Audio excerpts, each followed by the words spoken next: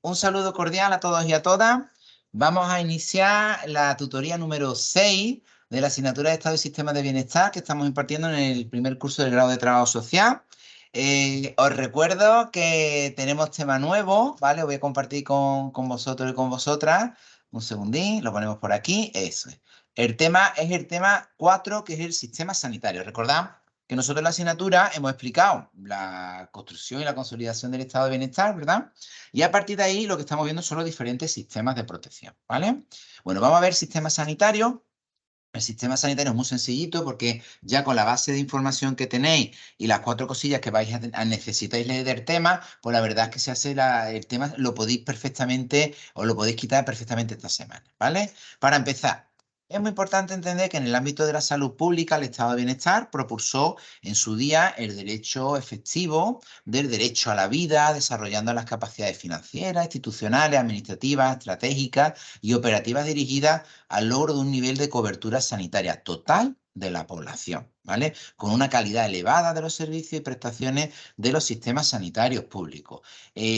Os tengo que recordar que el estado de bienestar realmente no todos los estados de bienestar tienen sistemas sanitarios públicos y no todos los sistemas públicos que existen en el mundo se parecen al sistema español, ¿vale? Alguien dirá, el sistema español es muy malo. El sistema español tiene muchísimo que arreglar y se lo están cargando, ¿vale? A eso estamos de acuerdo. Pero, además, fijaros cómo está en los últimos 2 o 3 años la sanidad pública horrorosa, horrorosa, peor que horrorosa. Pero es verdad que dentro del panorama internacional es de los mejores sistemas públicos que existen, ¿vale? A nivel mundial. Alguien dirá, Boristo, ¿pues cómo estará lo demás? Pues ¿cómo estará lo demás? Bueno, vamos a ir viendo un poco, os recuerdo en el capítulo, ¿no? Se hace una evolución, un momentito que me ha pitado por aquí una cosita del... No sé si alguien ha intentado entrar. Efectivamente, Carmen, ya está admitida. Vale, se os hace una evolución de lo que sería la propia historia de la salud, ¿no? La salud como atención, ¿vale? Como sistema de salud, como evolución hasta un sistema de salud. Y os menciona evidentemente épocas de la antigüedad, ¿no? Os habla de Herodoto, ¿no? Nos informa de los avances que tenía. Herodoto era un egipcio, que es de estos egipcios que escribían sobre, perdón, era un griego que escribía sobre los egipcios, ¿vale? De hecho, nosotros conocemos mucho, mucho, mucho de la historia de Egipto y de los avances de Egipto gracias a escritores y tratadistas y pensadores griegos, que son los que escribían sobre ellos y recogían muchísima información de ellos, ¿vale? Entonces, Heródoto hablaba precisamente de los avances que tenían los propios egipcios. Recordad que se han encontrado pruebas de que hacían operaciones en el cerebro o, por ejemplo, trabajaban operaciones en los ojos o inventaron los colirios. Los avances iniciales en la medicina que ahora mismo conocemos se iniciaron en Egipto. Ellos trabajaban mucho con los venenos, ¿vale? Trabajan muchísimo con las serpientes. Recordad, si os veis una farmacia, el símbolo de la farmacia es como un cáliz y una serpiente que está enredada, ¿no? Por ahí, ¿no? Viene de ahí, ¿no? Ellos trabajaban, entendían que las cosas que eran venenos en determinadas dosis se podían utilizar como antídoto o como fármaco, ¿vale? Todo esto viene de los egipcios, ¿no? Esto creo que no lo explica el libro, pero bueno, si os queréis, os interesa este tema, podéis buscar información, ¿no? Pero tiene que ver, quiere decir que hay una historia de la humanidad por intentar, ¿no? Generar avances que curen, ¿vale? Y que estén vinculados a esa salud sanitaria, a ese concepto de salud entendida en sentido amplio. Hay también, por ejemplo, menciona los indostaníes, ¿no? Donde ya encontramos ejemplos de las primeras políticas de promoción comunitaria de la salud. La promoción comunitaria de la salud puede ser, por ejemplo, medidas de higiene. Esto es muy importante. Es decir, en el momento en que la humanidad se dio cuenta de que las aguas contaminadas fecales no deberían de estar junto a las aguas que tú utilizas para beber o para cocinar, esto fue un avance en la civilización impresionante, ¿vale? Pero hasta que nos dimos cuenta lo pasamos unas hartas de mal, ¿vale? Pero fijaros, llegará a ser tan importante que se va a impregnar la salud o esa salud comunitaria de religiosidad. De hecho, si vosotros vais a las leyes mosaicas, ¿vale? A determinados libros de la cultura judía, por ejemplo, hay un código de higiene escrito. Es decir, por ejemplo, el hecho de que se haga la circuncisión, de que se hagan se coman unos alimentos y otros no, en determinadas religiones, también que se laven las manos, la higiene, por ejemplo, en el mundo árabe. Todo esto, en verdad, es una manera de tener un código, ¿vale? Sanitario, ¿vale? O de reglas higiénico-sanitarias que eran extensivas y eran además de principios religiosos. Y son muy, muy importantes porque en verdad todas ellas tienen determinadas bases reales y potentes de costumbres higiénico-sanitarias. Claro, pero tenemos que irnos a Grecia. Grecia en Roma ya hablamos de avances más vinculados al concepto de civilización, ¿vale? Que son eso es muy grecorromano, ¿no?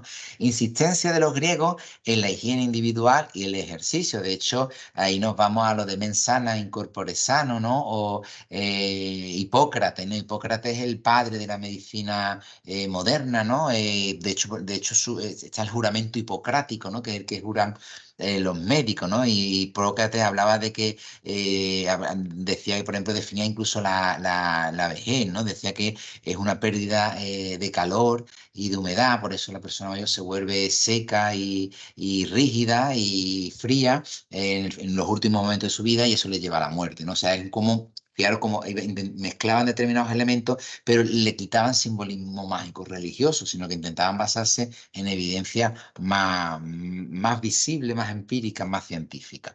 En Roma va a ser muy importante un cambio de concepto porque ellos van a desarrollar a través de sus infraestructuras todo lo que hoy entendemos como salud pública. ¿Vale? De hecho, son súper importantes los saneamientos, los acueductos, el tema del agua limpia, pura o potable, ¿vale? Y el hecho de intentar evacuar las aguas residuales a través de esas redes de alcantarillado, los primeros alcantarillados así en concepto potente son los de Roma, ¿no? Estamos hablando de los romanos, ¿no? Y todo eso se va a exportar al resto del mundo como concepto importantísimo de medida en la evolución, ¿no? De esa higiene y esa medicina social o salud social.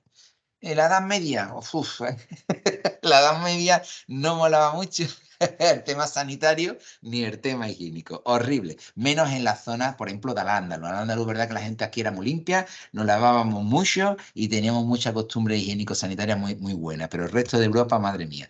Destaca un retroceso en temas sanitarios e higiénico, por eso pongo aquí, excepto no los árabes. Voy a poner árabe que haya escrito árabes, ¿vale?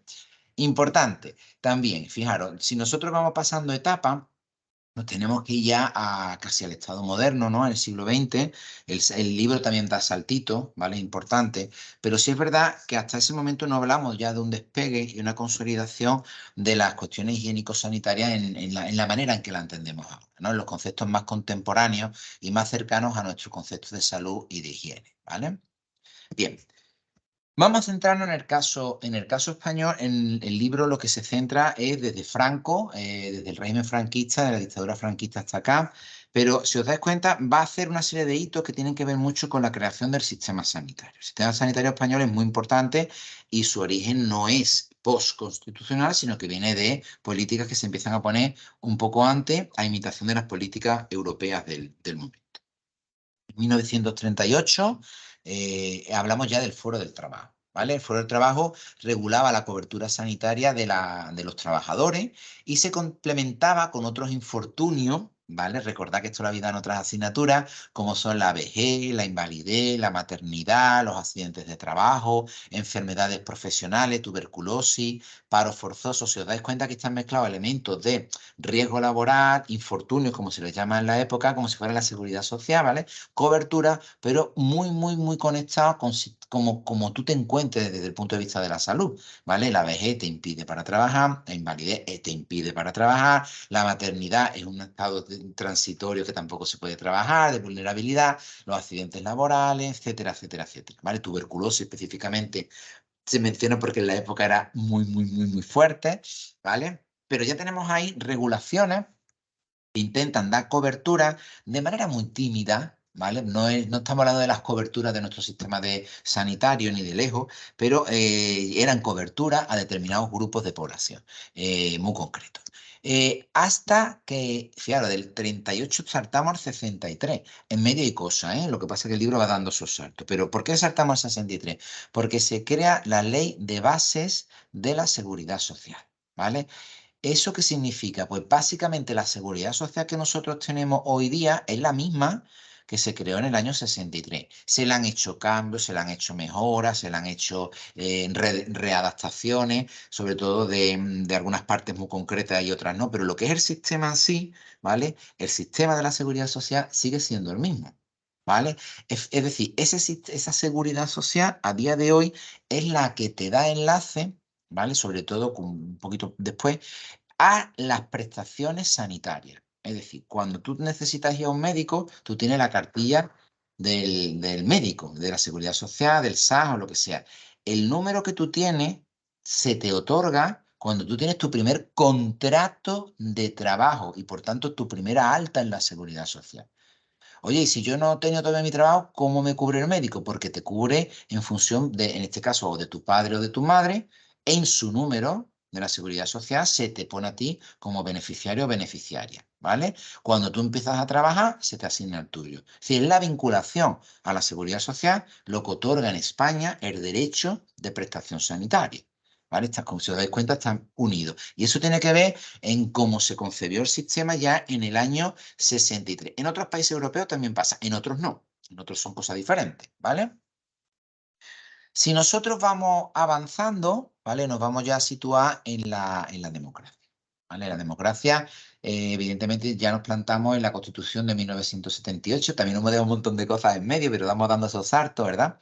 Se equipara socialmente el sistema de salud español a los sistemas o los países más avanzados de Europa. Es muy, muy potente el sistema. Ha vivido tiempos mejores. Ahora mismo, evidentemente, estamos en un proceso de retroceso y de desmantelamiento de la sanidad en beneficio o en pro de los bolsillos de la sanidad privada. Recordad que todo lo que perjudica a la sanidad pública llena los bolsillos de la sanidad privada y es una verdadera lástima, ¿vale? Fijaros los impactos que nosotros hemos tenido en el COVID, que si el sistema sanitario hubiese estado más fuerte, igual que pasó en otros países europeos, pues muy probablemente hubiésemos tenido menor número de decesos. ¿Vale? Lo digo porque esto que parece, sí, hombre, será o serón. Bueno, nosotros en mi grupo de investigación hicimos un estudio haciendo una comparativa de los diferentes países europeos y en 30 países europeos, y nosotros hicimos una comparación entre la inversión en salud, el número de ratios de cama, el número de ratios de médico, el número de ratios y vinculado el número de ratios de capacidad adquisitiva a partir de esa inversión en pruebas COVID, en todo aquello que hubo en aquel tiempo y la relación con las muertes y establecimos correlaciones lineales matemáticas. Es decir, sí se produjeron elementos muy importantes y tiene que ver directamente, fijaros, estoy hablando del COVID, que cuando tú mermas lo que sería la inversión en sistemas sanitarios y las coberturas sanitarias públicas, que lo privado no sirvió para nada, tú mermas esas capacidades, tiene un impacto directo en muerte. En este caso, por COVID, en aquellas circunstancias muy concretas que nos permitieron a nosotros hacer una medición científica. Si alguien quiere información sobre esto, que me lo escriba, que yo le mando el artículo que se está publicado en una revista médica, revista española de salud pública. ¿Vale? Está publicado en la revista española de salud pública. ¿Vale? Yo le paso el enlace. Y también va a ser muy importante el Pacto de Toledo. El Pacto de Toledo es un pacto político, ¿vale? Es un pacto entre las diferentes fuerzas políticas. ¿Qué es lo que se intenta hacer en el Pacto de Toledo? Yo sé que el Pacto de Toledo es un poquito desconocido, entonces yo tenía alguna información un poquito más específica. Se denomina Pacto de Toledo a la aprobación por el Pleno del Congreso de los Diputados de España durante una sesión que se hace en el año 1995, es decir, hace muy poco tiempo, de un documento para intentar hacer un análisis de los problemas estructurales del sistema de seguridad social y de las principales reformas que deberían de acometerse. Ese es el Pacto de Toledo. Es parecido al Pacto keynesiano. ¿Vais viendo o no? ¿Qué es lo que se propone ahí? Pues a partir de ese pacto que firman todos, en aquel momento todas las fuerzas políticas, este pacto hay veces que está más fuerte, otras veces que está menos fuerte, depende de que quién gobierne y quién lo impulsa, ¿vale? Lo que se marcaron fueron una serie de contenidos muy específicos. Por ejemplo, se proponía separación y clasificación de las fuentes de financiación, de los temas sociales, pensiones, temas sanitarios, todo eso está en el Pacto de Toledo. Constituciones de reservas, de reservas de capital para poder hacer frente a las contingencias, mejora de las bases de cotización, financiación de los regímenes especiales, mejora de los mecanismos de recaudación fiscal. Es muy importante la recaudación fiscal. Si no hay recaudación fiscal, no hay sanidad, no hay pensiones, no hay educación, ¿vale? Simplificación e integración de regímenes especiales, integración de la gestión, evolución de las cotizaciones a la seguridad social, equidad y contributividad del sistema. Esto es muy importante, es quién debe de contribuir más y menos en función de si tienes más o menos o si necesitas más o menos. La edad de jubilación, todo esto se trabaja en el Pacto de Toledo, ¿eh? Mantenimiento del poder adquisitivo de las pensiones, es decir, todo lo que es, a partir de aquí se aprobaron los mecanismos de revalorización de los pensionistas, ¿vale? La mejora de la gestión, el principio de solidaridad, sistemas complementarios, análisis y seguimiento de la propia evolución del sistema. Lo que venía a decir el Pacto de Toledo, si os dais cuenta, tocaba temas muy potentes, era que había que proteger los sistemas de protección social. Entre ellos, aquí se menciona mucho el tema de pensiones, por ejemplo, el hecho de que las pensiones se revaloricen y se protejan y demás, tiene mucho que ver con este pacto de Toledo y también el sistema sanitario. Pero, ya digo, un pacto de tipo político. Entonces, depende de quién gobierne, la sensibilidad que tenga y las intenciones que tenga y a quien quieras perjudicar y beneficiar, siempre una medida política perjudica a uno y beneficia a otro, pues van las cosas o mejor o peor, ¿vale? Ahora mismo, pues más o menos podéis tener una idea de por dónde van los tiros, depende de qué comunidades autónomas, etcétera, etcétera, etcétera. En todo este planteamiento que estamos haciendo, hay una figura importantísima, que es el trabajador social. Y aquí estamos nosotros. Mm, Dentro de lo que serían los sanitarios, nosotros hablamos de trabajo social sanitario, no solamente trabajo social sanitario, es decir, los sanitarios tienen conexión, fijaros aquí, os pongo el dibujo del derecho a la salud, desde el trabajo social en general, pero también desde los servicios sociales, que adentro tienen trabajadores sociales, desde el sistema de salud o desde cualquier ente que tenga trabajadores sociales. Son sistemas que de cualquier forma pueden intentar llegar o acceder al derecho a la salud, ¿vale? A la cobertura de la salud, a los derechos que implica el propio derecho a la salud, ¿vale? Con todo lo que ello puede implicar en un momento determinado.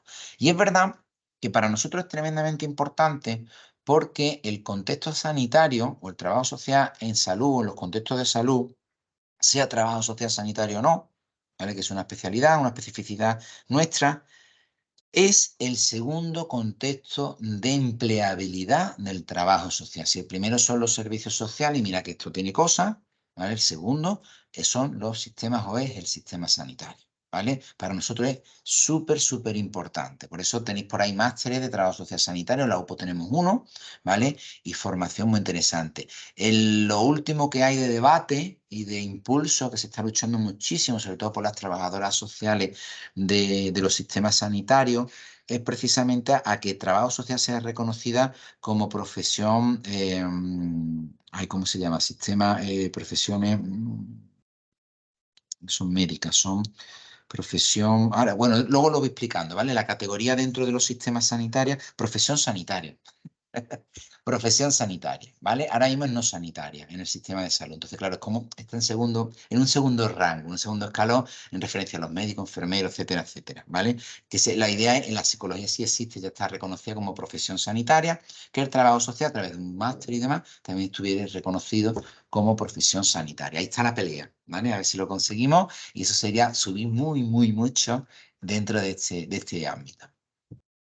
El trabajo social sanitario es muy importante porque aquí la intervención evidentemente se concibe individualmente o colectivamente según se trate, pues igual que en el otro tipo de trabajo social, de casos, grupos, comunidades, familias, etcétera, etcétera, etcétera. Ese trabajo social sanitario se implica en muchos aspectos. Por ejemplo, se implica dentro del sistema sanitario en la propia gestión de las gerencias sanitarias, encontramos a trabajadoras sociales, en la planificación de prestaciones, en el seguimiento del propio funcionamiento del sistema, en las comisiones, etcétera, etcétera, y en la proyección de futuras necesidades. Es decir, trabajo social es una figura laboral, ¿vale? Es una figura profesional dentro de los sistemas sanitarios que tiene gran importancia. Aún así, no es personal sanitario, que deberíamos de ser ya personal sanitario.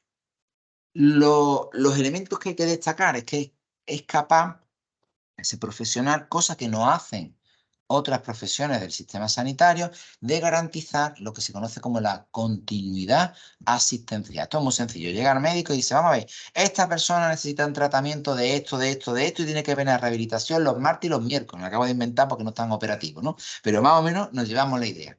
Imaginaros que dice eso el médico, el especialista o quien sea, porque ha estado hospitalizado, porque ha tenido un problema. Sí, vale, pero es que resulta que la persona que tiene delante es una persona sin hogar. Y cuando salga de aquí, pues se va a perder y nadie la va a volver a contactar, ni se está enterando de que se tiene a lo mejor que medicar, ni vaya por la medicina a la farmacia. Uf, pues tenemos un problema. Bueno, pues ahí entra el trabajo social, a garantizar esa continuidad asistencial de cómo se pueden coordinar con otros sistemas de manera que esa persona tenga acceso a ese derecho a la salud y a las prestaciones que le corresponden, ¿no? Es el principal instrumento, ese trabajo social, que utiliza a nivel técnico en lo que se conoce como el informe social, ¿vale? Que es complementario al informe médico, sobre todo en aquellas situaciones que se requiera informe social, que son muchas, ¿vale? Es muy importante entender que ese informe social solamente lo pueden firmar los trabajadores sociales, ¿vale? Esto es muy importante. En asignaturas como Fundamentos del Trabajo Social daréis el informe social y daréis instrumentos técnicos sobre este tipo de cuestiones. Trabaja las dimensiones sociales y económicas del usuario, donde el médico, pues, evidentemente, pues, no llega porque ni su función ni tiene cualificación para trabajar esos aspectos, ¿eh? Y que garantizan, evidentemente, el acceso a las prestaciones sanitarias y a la salud. Es decir, además de la salud propiamente dicha física, ¿vale? Tendremos toda la parte de dimensión social y económica que impacta directamente en el estado de salud, las situaciones o condicionantes para una rehabilitación, una recuperación o todo lo que ello lleve parejo, ¿vale? Estrecha relación con los servicios sociales es evidente, además muy fácil, ¿vale? ¿Por qué? Pues porque tenemos muchos casos en conexión o hay muchísimos casos de conexión entre los dos sistemas, ¿vale? Entonces, ¿quién tiene mejor enlace con los servicios sociales que un trabajador social de salud con los trabajadores sociales de servicios sociales? Y la capacidad, entre otras, de inclusión social del sistema sanitario depende mucho de esta figura del trabajo social. ¿Vale? Porque puede haber recuperación y atención sanitaria, pero la inclusión social, evidentemente, es una función que va a hacer efectiva el trabajador social sobre sus procedimientos, sus recursos y las conexiones que tenga hacia afuera del propio sistema sanitario. Bien, con ello llegamos a las funciones generales.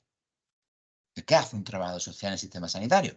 Bueno, pues el trabajador social garantiza el acceso y permanencia del usuario en el sistema sanitario, tal y como hemos explicado, promociona hábitos y pautas saludables y temas preventivos de salud, ¿vale? Muchos trabajadores sociales van a dar charla, por ejemplo, a los colegios. Y es el trabajador social, me va acompañado de un enfermero, una enfermera, un médico, ¿vale? Y van a los colegios, a los institutos, ¿vale? A dar, por ejemplo, prevención del tabaquismo temprano, prevención del alcoholismo lúdico, prevención de determinados hábitos de comportamiento de actividad sexual en jóvenes que pueden establecer riesgo, por ejemplo, para las enfermedades de transmisión sexual, etcétera, etcétera. Detectar y diagnosticar el maltrato. Esto es muy importante. Recordad que a lo mejor el médico, el enfermero o quien sea, el personal sanitario que lo detecte, puede ver que pasa algo con un bebé, con una persona mayor, con una mujer, con lo que sea, ¿no? Y puede tener la intuición, oye, estos golpes no son normales, estas heridas no son normales, o viene cada 2 por 3. Y siempre que viene, vienen por unas caídas muy raras, ¿vale? Si se le enciende la bombillita, rápidamente lo que va a llamar al trabajador social. Y ese trabajador social, o esa trabajadora social, se va a presentar en urgencia, se va a presentar donde haga falta. Y va a empezar los protocolos para asegurarse de que ahí no hay situación de muerte. Son muy importantes. Determinar el estado de las relaciones sociales y familiares de los usuarios. Recordad que esto el médico no llega. El médico te lo pregunta, ¿cómo está en tu casa? Bien, más. Y la gente le puede contar lo que sea, pero ya está. Hasta ahí llega el médico, ¿vale? Necesita entender muchas cosas, se necesitan entender muchas cosas muchas veces para poder dar tratamiento desde el punto de vista de salud adecuado, ¿no? Y ahí entraría el trabajador social. Planificación, implementación y evaluación de la intervención coordinada con el equipo de salud. ¿Vale? Esto es muy interesante porque yo qué sé, imaginaros, tú estás en la planta de ISTU y resulta que tienes una persona que sabes que ahora va a salir muy mal, va a estar muy dependiente, va a estar encamado, una persona a lo mejor, un hombre o una mujer joven o relativamente joven, de 40, 50 años, y va a tener un impacto en la familia tremendo, en su mujer, sus hijos, su marido, ¿vale? Y ese impacto se va a trabajar a través de la trabajadora social que está en planta, que va a valorar la situación, que va a dar orientaciones, que va... Todo eso lo hace el trabajo social sanitario en coordinación, evidentemente, con el resto de equipos, fisioterapia, ¿vale? Todo lo que estuviera en ese momento vinculado. Campos específicos. Bueno, el trabajo social sanitario tiene campos muy potentes. Por ejemplo, el tema de la crisis o de las intervenciones de emergencias sociales, ¿vale? Os pongo aquí el ejemplo del 11M, cuando todo ocurrió en el 11M, pero hemos tenido muchos ejemplos de catástrofes que han estado vinculados a desastres sanitarios o impactos sanitarios. Fijaros el volcán en las islas. Estamos teniendo ahora, por ejemplo, el impacto que se está produciendo con la llegada de inmigrantes también a las islas, ¿vale? De los cayucos famosos, ¿vale? Ahí hay un montón de tensión sanitaria, de crisis, de elementos que necesitan no solamente al médico o no solamente a alguien que dé alimentos, sino a trabajadores sociales que valoran, que atienden, que interpretan también la información que se está dando y pueden dar orientaciones muy valiosas, ¿vale?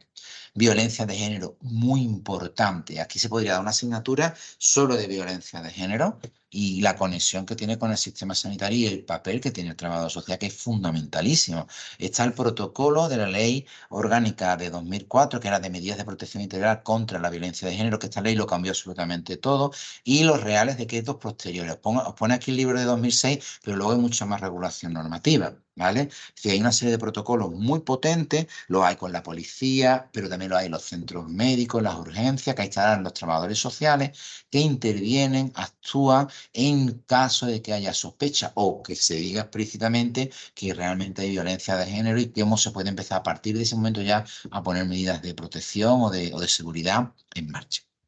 Muy importante, pues el concepto de salud comunitaria.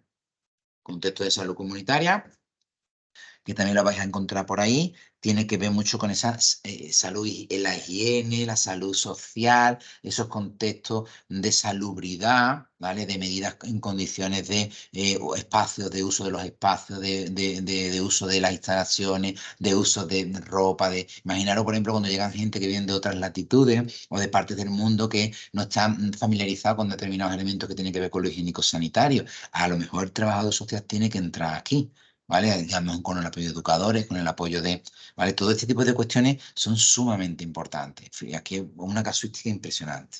Ciclo vital, dependencia, vulnerabilidad y discapacidad. Fijaros, cada palabra de esta es un campo entero de acción de trabajo, ¿vale? Pero tiene que ver con ese ciclo vital, que es la evolución del propio ser humano. Si a lo largo de nuestra trayectoria y desarrollo como seres humanos tenemos una evolución. Y en esa evolución ocurre que a lo mejor vamos envejeciendo, nos vamos deteriorando y vamos necesitando, somos más vulnerables, más dependientes, más discapaces, ¿vale? Y necesitamos desde el punto de vista sanitario apoyos y ayuda. Es una tendencia, vamos a llamarla natural o previsible, por eso se habla de ciclos vitales. Y el trabajo social puede estar en esa fase, ayudando con los recursos y la provisión de ayuda desde el propio sistema sanitario y otros sistemas que evidentemente intervienen también, ¿no?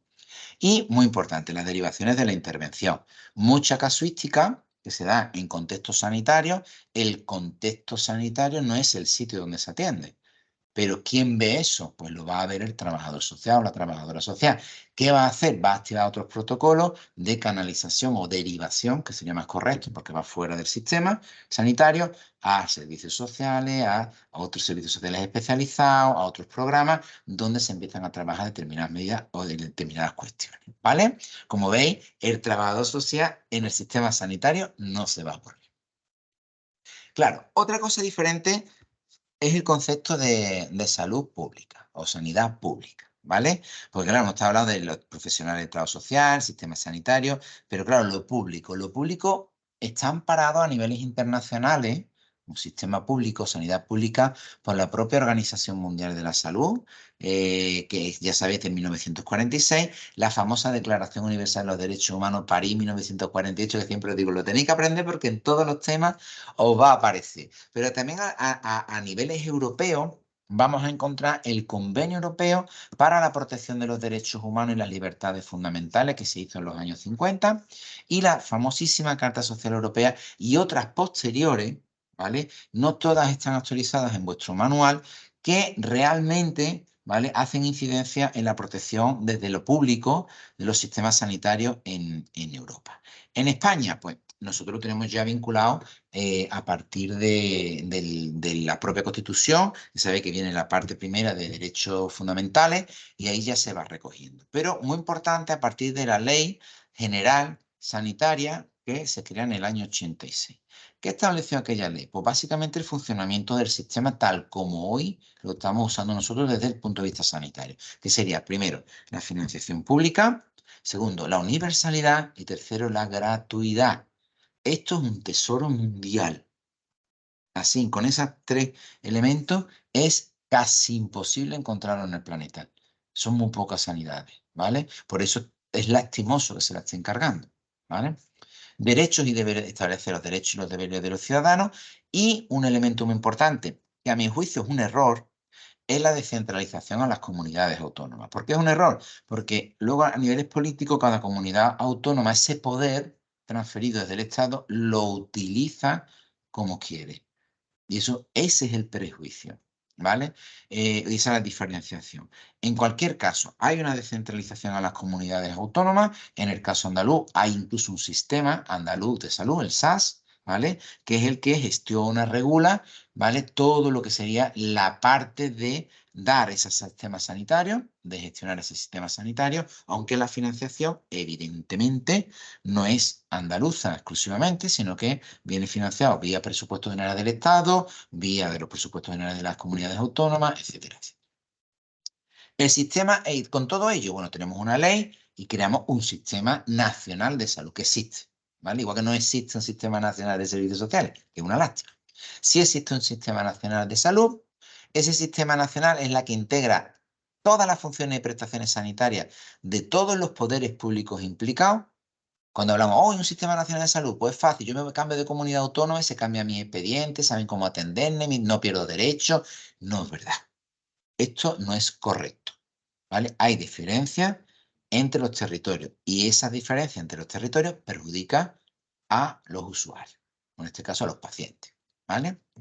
Y evidentemente siempre va a haber, como hay un sistema nacional de salud, una ley general de sanidad, va a haber un ministerio que sea de salud, ¿vale? Puede llamarse Ministerio de Salud o Ministerio de Tirirí, Salud, Tirirí, no nos importa, pero siempre va a haber uno que tenga la competencia de salud, que establece la política de salud desde la Administración Central del Estado, ¿vale? De la Administración General del Estado.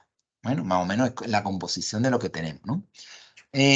Luego, sí es verdad que existen una serie de elementos, de poblaciones que nosotros en salud las consideramos grupos de riesgo o poblaciones de riesgo en salud.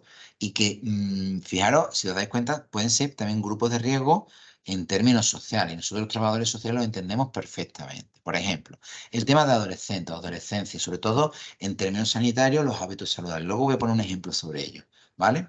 Mujer, con todas las características que lleva asociado el tema del embarazo, el parto, la violencia de género, ¡guau! ¿Vale? Muchísimas cosas. Infancia, los periodos de vulnerabilidad, sobre todo de los más pequeños, ¿no? Pero toda la infancia, los adultos mayores en riesgo y o pacientes crónicos, serían todas aquellas personas que tienen ya unas determinadas edades y además presentan una serie de patologías, ¿vale?, de tipo crónico que les afectan de determinada forma. Por tanto, son grupos muy vulnerables desde el punto de vista sanitario. Ahí entrarían todo el grupo, todo el colectivo de personas mayores. Y fijaros de lo que estamos hablando, ¿vale? Pues todo ese gran grupo es un grupo vulnerable, ¿vale? Os recuerdo que en España ya hace varias décadas que somos, bueno, 2 décadas, no tanto tiempo, que hay más personas de 60 y más años que jóvenes entre 0 y 16. O sea, estamos hablando de un grosso de población muy potente, ¿vale? La salud bucodental en general. ¿Por qué? Pues porque en España, no está considerada una prestación que cubra el sistema, ¿vale? Sí es verdad que en algunas comunidades autónomas, como por ejemplo en el caso andaluz, en algunos otros también, se reconoce la salud bucodental de los chiquillos, ¿vale? Pero estamos hablando de una excepcionalidad, una graciabilidad que se da aquí en Andalucía, ¿vale? Pero no hay una salud bucodental tal como la podríamos concebir en los países nórdicos europeos. Tratamientos específicos que requieran, sean muy caros, sean muy difíciles, ¿vale? Hay personas que se tienen que estar todo el tiempo trasladando a hospitales porque tengan determinados tratamientos, todo esto los hace más vulnerables. Paciente terminal, evidentemente, y todo el campo de la salud mental, ¿vale? Que es otro sistema o un gran subsistema dentro del sistema sanitario, tiene regulaciones diferentes, recursos distintos, profesionales también específicos, y ahí están también los trabajadores sociales, pero son una población de riesgo muy, muy potente, que además son poco valorados y muy invisibles, ¿vale? Estos elementos son súper importantes, ¿vale? Para nosotros como trabajadores sociales, todavía más, y el tema de la salud mental en general, que además es un tabú, todavía es un tabú, ahora se habla mucho más de salud mental, pero nos queda muchísimo, muchísimo el tema de salud mental. Bien, y os decía, iba a intentar poneros un ejemplo de grupos de riesgo. Aquí tenéis, esto no viene en el libro, ¿vale? Por ejemplo, marco conceptual para conductas de riesgo en adolescentes, ¿no? Porque por aquello de coger un ejemplo de los que os venían ahí. Fijaros todos los factores que tienen que ver con conductas de riesgo que tienen los adolescentes. Bueno, las conductas de riesgo tienen que ver con, bueno, con el ambiente social, con la escuela, con determinados comportamientos, depende de qué familia, ¿no? De los grupos de iguales, los factores de riesgo individuales por características también individuales que tenga la persona, pero en cualquier caso se puede generar disminución de las conductas de riesgo cuando se trabajan todos estos aspectos. El médico no puede trabajar todo esto, es imposible.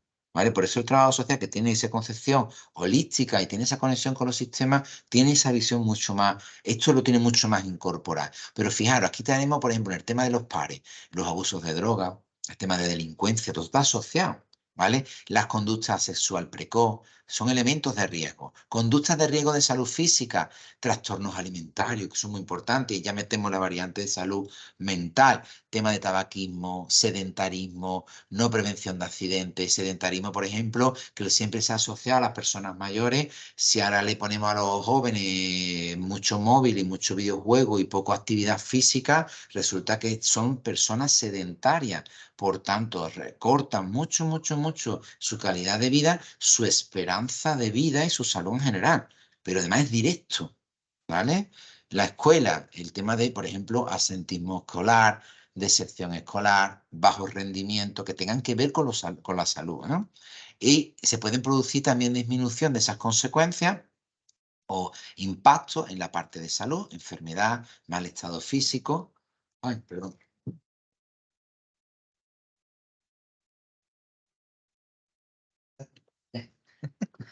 Enfermedad, mal estado físico, que es muy importante, por eso se interviene tanto en la prevención, en la dinamización, por eso en los coles se da tanta caña en hacer educación física, el día de llevar una manzana, comer una tostadita con aceite, todo ese tipo de detalles son súper importantes, ¿no? El tema de los roles sociales asociados, fijaros, el tema de las consecuencias, fracaso escolar, aislamiento social, problemas legales que vienen asociados con ello, el tema de la maternidad precoz. Sabéis que hay determinados barrios, determinadas calles, determinados colegios o clases de colegios de determinadas zonas donde hay muchísimos embarazos muy tempranos. Pues estos son fenómenos que hay que ver y valorar qué es lo que está ocurriendo, ¿vale? Desarrollo y vinculados al desarrollo, es muy importante el impacto que tiene la baja autoestima y sobre todo en los adolescentes, depresión y lo que estamos viendo ahora muchísimo, muchísimo, muchísimo, el tema del suicidio. ¿Vale? Cómo se ha disparatado el tema del suicidio, pero es que además se ha disparatado, sobre todo desde COVID para acá, ¿vale? En jóvenes, que era una cosa que era casi anecdótica, se ha disparado, ¿vale? Y en la adultez, muy importante, o si se proyecta hacia la adultez, el tema del desempleo asociado a estos comportamientos, baja preparación laboral o escasas motivaciones que pueden venir de elementos del pasado de esa adolescencia. Fijaros todos los elementos que pueden estar cruzados o vinculados en un momento dado con temas de salud o vinculados a un estado de salud precario o a actividades o procesos o comportamientos o situaciones que a su vez tienen un impacto en la salud y que tienen otro impacto mayor en otros aspectos de la vida de la persona. Bueno, con esto terminaríamos aquí el tema y lo que hacemos ya, el próximo día le damos caña y empezamos también a trabajar el siguiente tema, que ya no me acuerdo cuál era, pero también creo que nos lo vamos a poder trabajar. ¿Cuál es? Seguridad social, efectivamente, que es el sistema además muy potente. Cuando demos el tema de la seguridad social, os vais a dar cuenta de que hay muchos cruces, muchas conexiones con algunos aspectos que hemos trabajado también en el tema 1, ¿vale? Bueno, pues me despido. Bueno, hay una mano levantada. David, cuéntame. Buenas tardes, Evaristo. Hola, ¿qué tal? ¿Tienes la sensación, por ejemplo, pues con lo de la salud mental, que con los últimos cambios de legislación sanitaria, con el desvanecimiento de los centros psiquiátricos, se ha dejado un poco o se ha echado la carga sobre los servicios sociales, en este caso sobre los trabajadores sociales? No tengo clara esa percepción. Sí es verdad que hay una reestructuración, venimos dando una reestructuración desde los años 70 o por ahí, de todo el tema de la salud mental, por lo menos tal y como estaba establecida con el tema de los psiquiátricos anteriormente. Como se planteó en origen, el sistema estaba muy bien, ¿vale? Porque hablábamos de otro concepto de salud. Sí es verdad que ese planteamiento, en mi opinión, está infradotado. Entonces ahí es donde se pueden producir a lo mejor sobrecargas en otros sistemas de protección, como tú bien dices, en el sistema de servicios sociales. De todas Es maneras, que lo servicios digo. sociales, exactamente, no es competente. Es decir, cuando detecta algo, lo está intentando absorber, sobre todo si es de urgencia, pero al final tiene que trasladarlo a los sistemas sanitarios, ¿sabes? Entonces, Te lo digo porque lo sabrás tú bien, pues por ejemplo, por el tema de los establecimientos penitenciarios psiquiátricos, que por desgracia en España, eso sí, están saturados. sí, eso está horrible. Por Eso eso parte está horrible. yo lo orientaba por esa parte, de que parece que hay una ligera carga o una despreocupación. El Estado pues se despreocupa pues un poquito de ciertos sectores, ¿no? Pues mira, pues sí, la verdad es que, y precisamente el tema de salud mental, además en esa variante, que además es muy particular, es muy particular, requiere un nivel de atención infinitamente mayor y de dotación infinitamente mayor. David, muchísimas gracias por esa aportación que es muy interesante, ¿eh? Nada, Evaristo, a ti. ¿Más dudas o más cuestiones?